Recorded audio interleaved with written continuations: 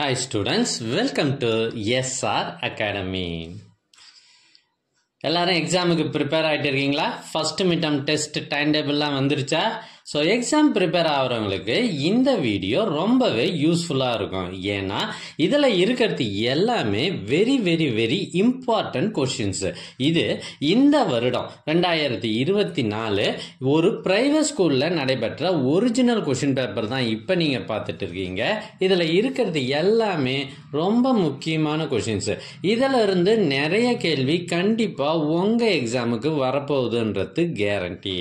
So வீடியோவை கடைசி வரை ஸ்கிப் பண்ணாமல் பாருங்கள். தேங்க்யூ ஃபார் வாட்சிங்.